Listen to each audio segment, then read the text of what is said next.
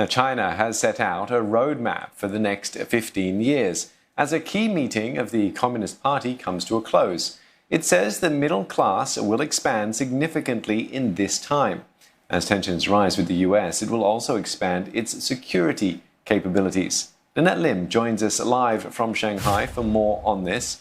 Lynette, do tell us what stands out at the end of this rather secretive meeting.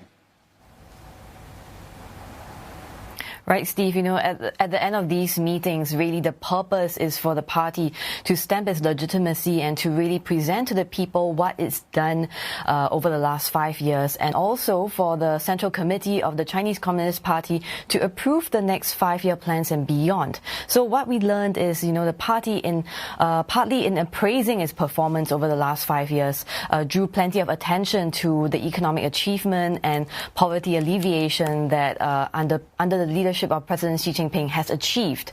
And the communique that it delivered at the end of this 4-day meeting praised the progress, and I quote, "The great rejuvenation of the Chinese nation has taken a big step forward." So that's essentially, one of the key messages that they want to put forth. But at the same time, they're also not being complacent. They also note that the international world order is undergoing a profound shift, and the international environment is becoming more uncertain and more unstable.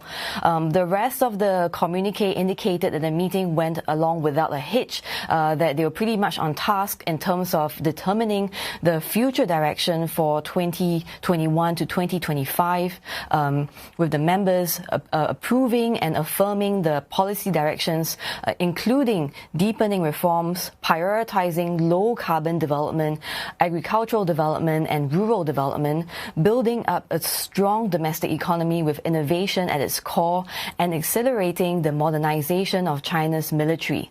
So all of these that, we've known for a time now, and they have, indicated their willingness and the conviction to go forward. It also noted that, while China is within reach of reaching a lot of these goals, problems remain, and these are problems to do with imbalance in income distribution and imbalance in development.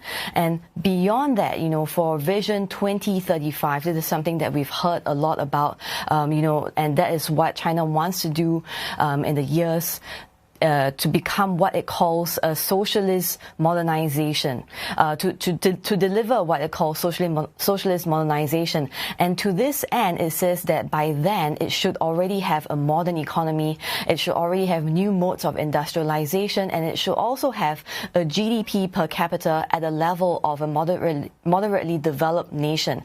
So recall that earlier this GDP per capita goal was set to be 2050, and that was a goal set during Chinese leader Deng Xiaoping's time. So right now, this goal has been brought forward by some 15 years.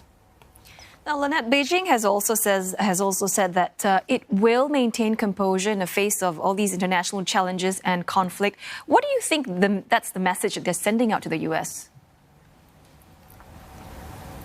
A lot of these meetings and, what the Chinese leaders are saying is actually overwhelmingly directed at the domestic audience. So really, it's part of psychological warfare, given that they have been, locked in this strategic rivalry with the U.S. for 2 years now. A lot of it is trying to allay fears, assure the masses that China has it all under control, and, that they are good at playing the long game, and we have seen this kind of, the concept of strategic composure being played out. For example, earlier in August this year, Chinese military commanders reportedly told the armed forces to not fire the first shot in any confrontations with the U.S. Navy in the South China Sea.